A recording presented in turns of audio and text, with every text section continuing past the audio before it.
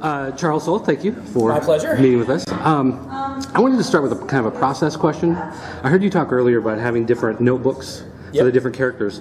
Do you tend to do it per issue? Do you think of an arc and try to flesh out an arc, get an overall outline of it, and then go back later and fill in issues? Do you sit down and run with one until you're kind of out of juice and then move to a different book? No, it's very top down, right? So you start at kind of a 10,000 foot level where you're thinking about an arc or a theme, and then you drill down to the point where you get to individual issues, and then you drill down to, I would say it starts with kind of arc and theme and concept, and then you start drilling down into the beats, which then starts breaking out into issues pretty easily, and then from there it's just the issues, you have to break down the issues into their individual arcs and beats. So, by the time I get to the point where I'm writing an issue, I generally have a fairly strong idea of what it's going to be, and even page by page.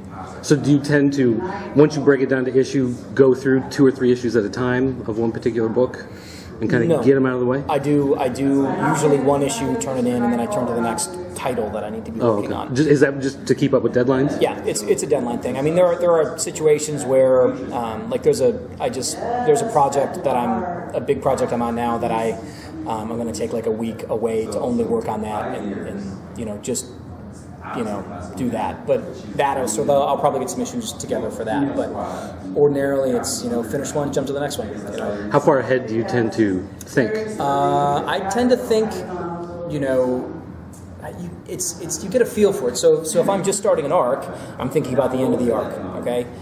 If I'm getting to the end of an arc, then I'm thinking about the next arc because you have to, because the next arc's going to be there before you know it. So. I'm always thinking. You have to be thinking ahead, otherwise your endings are terrible. And it's strange because before I was working for Marvel and DC on this very deadline-based situation, I would be writing books that were completely sort of locked down, where I could be tweaking different parts of it all the time. So if I changed the ending, I needed to fix the beginning. Like I could do that. Now it's when you have an issue out and you haven't written the ending yet. You've got. You kind of laid it down. So, but that's cool. I mean, that's part of it's a kind of a tightrope walk or a high wire act that is honestly pretty exhilarating. So I guess another creative design question: taking over these Red Lantern and Swamp Thing.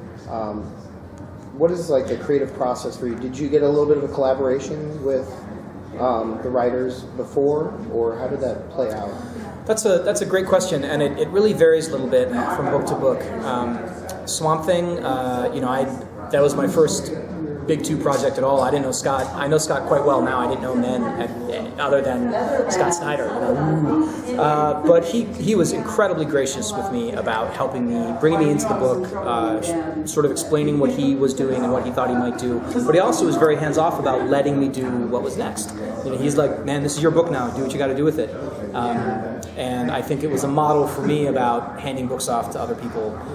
Not that I've done very much of that, but at some point I will try to be, use that model in my own stuff.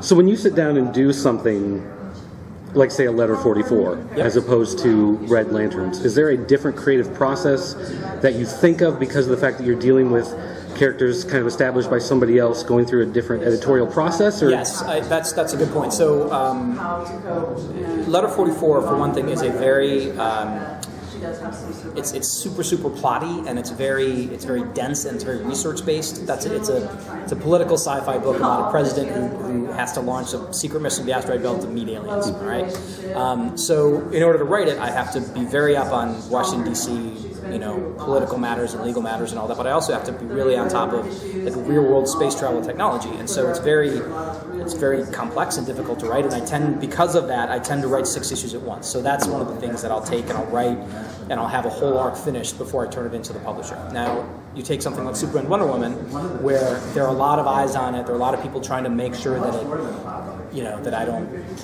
blow Superman and Wonder Woman up in a nuclear explosion or something crazy like that. Wait a minute. Yeah, I think that's happened. Yeah, I don't know. But, there are a lot of eyeballs on it, and there should be, because these are marquee flagship characters who have lives that are way, way beyond this title. They exist in pop culture all over the place. And so it's completely understandable to me that people would want to check things out. But what that means is that, you're more thinking about a couple steps ahead, and then you want to make sure those are cool before you kind of can really plan super far in the future. There's some long-range planning, as I talked about before. I'm usually thinking about the next arc and so on and so forth, but it's just a different way of approaching it, and it's fine. They're both a lot of fun. When you deal with a book like Superman, Wonder Woman, obviously the dynamic of their relationship is the key of what's going on in that book. Do you ever feel a danger that's going to become too soap opera?